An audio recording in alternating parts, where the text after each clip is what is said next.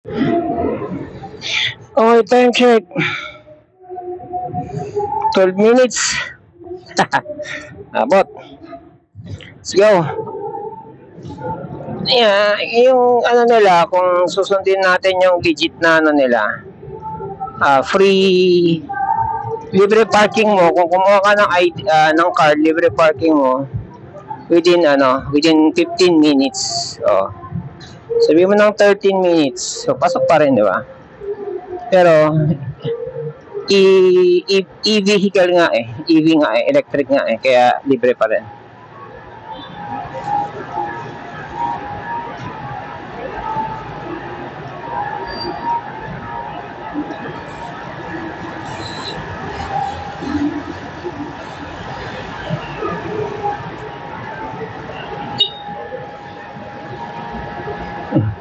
Yeah.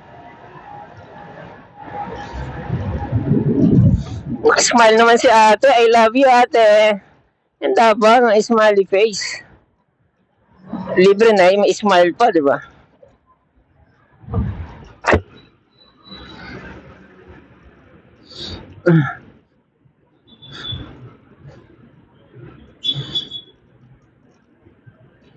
Lali lang tayo. Pag ako sumadsad, laknos ang tuhod, ang balikat, ang braso, lahat.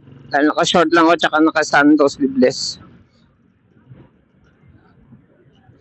Kapanood ako ng ano, nakasagasa daw siya. Ewan ko kung totoo ha, nakasagasa. Hindi, kung sabi lang yun. Pero, nagmukha siya nakasagasa ng balat ng saging, tapos sumadsad siya. Haba ng sinadsad niya. Ano siya, naka-big bike. Haba ng sinadsad niya, patagilid. Ngayon ko naintindihan, kasi nung pumunta kami doon sa bilihan ng Bell helmet na wala namang Bell, wala nang Bell na gusto namin, na size tsaka, ang tawag nun yung, size tsaka, tawag nun yung, basta matching, hindi wala nang ganon. Pero nakapag window shopping kami ng leather na jacket na pang ano big bike. Tsaka pants. Nakita ko yung pants doon, yung hips, may padding sa ito. May padding hips, hindi ba puwet? Eh sabi nung ano doon, nung parang tindero doon, sabi niya, ako sumemplang na ako. May ganyan ako na padding, laking na itulong, sabi niya gano'n. Kasi sa pagsadsad mo niyan pag big bike, at pag di ka nalaglag at nakatagilid ka, kagaya nga napanood ko, hindi siya nalaglag, nakatagilid siya sumadsad na napakahaba. Kasi madulas yung highway, kaya nga siya nadulas eh. Pakahaba na sinadsad niya na nakasakay siya sa big bike. Yun ang nagpasurvive sa kanya. Otherwise, isipin mo yun, yung tagiliran mo, uubusin ng asfalto, shit. Saan ka kukuha ng balat at karne na ibabalik doon pag umabot sa buto? Eh, pagkatapos siya sumadsad, ano lang siya, nagpagpag siya, tapos nag-recover, ano ang tawag doon? Physically, yung pagkakashock, emotionally. Siyempre, yung gastos niya sa motor, yung masakit pa rin yun. Pero, at least, nagpagpag lang siya ng leather jacket niya, di ba? Sulit yung, ano, pagkakabili niya. Ay, putek! Panay ako kwento eh. Yung nakabili ng chicken. U-turn tayo dito. Napasarap kwento ko ah. U-turn tayo.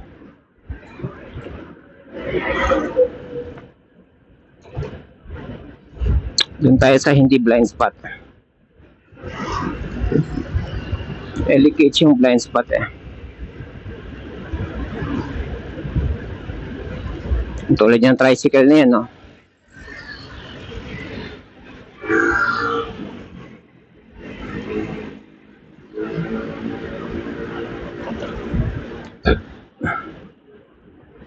Yan pa ako naka left signal eh.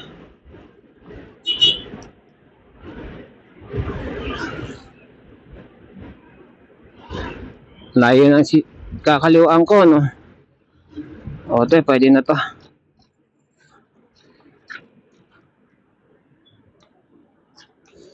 Wah, ha, ha, ha. Balik. Anyways, so yun, ang haba ng sinadsad niya. Kaya pala meron siyang padding sa tagiliran. Yon. Shit, basa.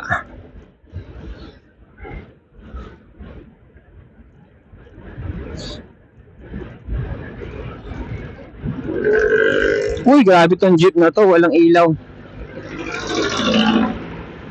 Nagre-relay siya sa rainbow color ng kanyang pangilalim.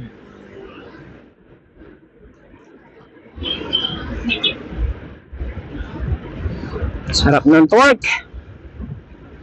Dito sa Pilipinas, maganda torque kasi traffic eh.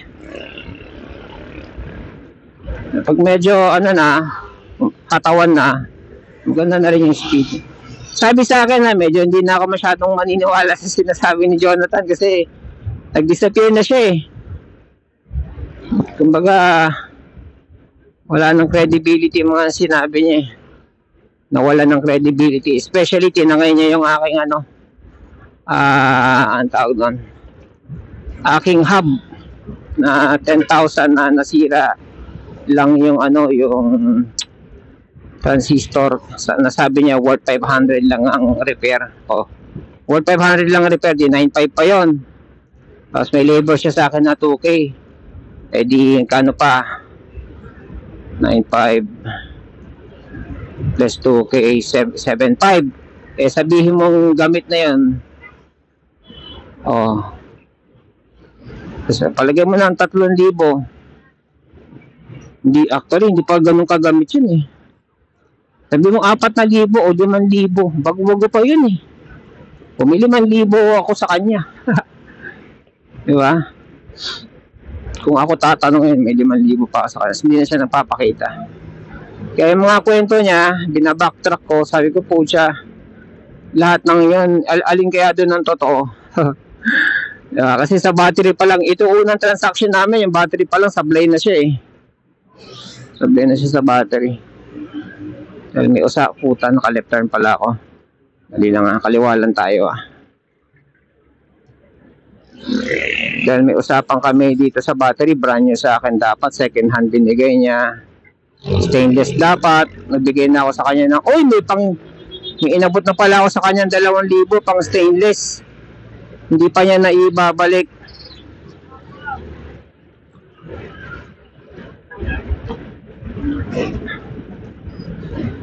Diyan na ako mag-U-turn. Hindi ako nang ganun kalapit na U-turn eh.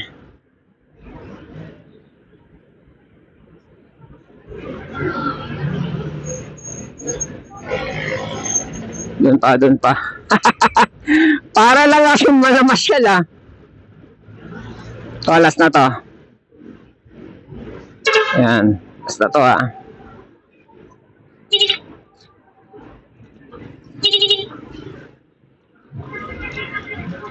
Yun. Gusto ko yung ganon. Ako masusunod. Kasi pag sila nasunod at meron doong matigas ng ulo, di sapul ako. Anyways, so yun. Diba? Anyways, so chicken. Ang gusto kong chicken ito. So na yun. Chooks to go. Natin.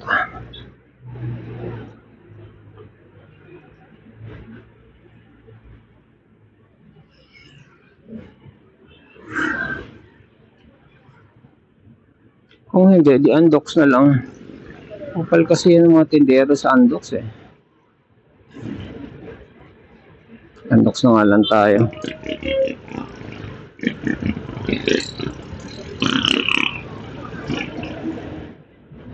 Chicken at, ano sabi kanina? Liempo. Chicken at liempo.